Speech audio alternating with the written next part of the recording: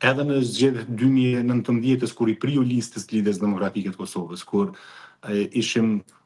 kaq afër për qenë partia e parë në vend,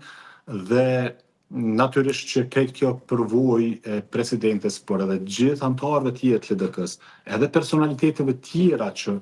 do të bashkohen në këtë rrugtim tonë, do të bëj që vërtet në zgjedhjet e 7 qershorit të dalim nga kjo bllokadë pa kuptim mbi një vit e gjysmë në cilën është futur Kosova. Shënit për shkak të inateve të politikanëve të caktuar që nuk janë në gjendje të bëjnë kompromis, për shkak të pamundësisë për të arritur që të shohim bashkëpunimin duke u fokusuar të ndarja dhe të çështjet që na ndajnë, Kosova ka një vit e gjysmë që nuk ka institucione. Stabil është fjala dhe jemi në një blokadë institucionale të pakuptim të pashpjegueshme. Zgjedhjet e 7 qershorit duhet ngritemi të gjithë që të kemi këtë mesazh që qytetarët e Kosovës nuk duan blokadë të institucioneve, qytetarët e Kosovës duan zgjidhje dhe institucione stabile që prodhojnë pastaj projekte konkrete që e përmirësojnë gjendjen e qytetarëve të Kosovës. Dhe kjo do të jetë, mendoj unë, shtytsja kryesore edhe për personalitetet të tjera që të hyjnë në këtë garë dhe të shtyjnë përpara agjendën e bashkimit e të eliminimit gjuhës të urrëties e të ndarjes që na ka bërthyr në këto vitet e fundit, e sidomos në vitin e fundit, dhe të kemi një qasje përbashkuese, një qasje ku e vërteta triumfon, ku propaganda nuk gjen vend mesin tonë e ku gjuha e urrëties për çdo personalitet pushon se ekzistuari.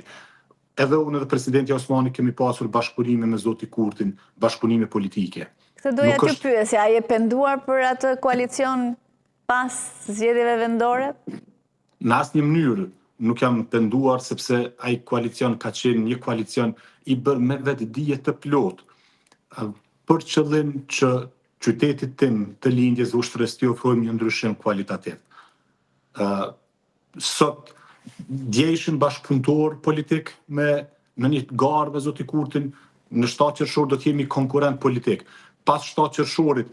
prap duhet shohim njëri tjetrin si kontribues në zhvillimin e Kosovës dhe jo si armiq të njëri tjetrit. Dhe prandaj e them që është e pakuptimt gjuhën e urrëties që e shohim online, ku nëse je një moment je heroj, pse bashkëpunon me dikën politikisht dhe në momentin tjetër pse si bashkohesh atij rrugtimi je tradhtari. Kjo gjuhë nuk na çon përpara, kjo gjuhë kaq e ashpër e urrëties, po I parandalon shumë personalitete të jashtëzakonshme të Kosovës që të hyjnë e të kontribuojnë në politikë. Ata duke mos dashur që të ballafaqohen me këtë gjuhë kaq të ashpër të urrëties, e të shpifjeve, e të degradimit çnjerëzor online, këto personalitete publike të jashtëzakonshme, që nga jeta biznesi, që nga jeta akademike, që nga jeta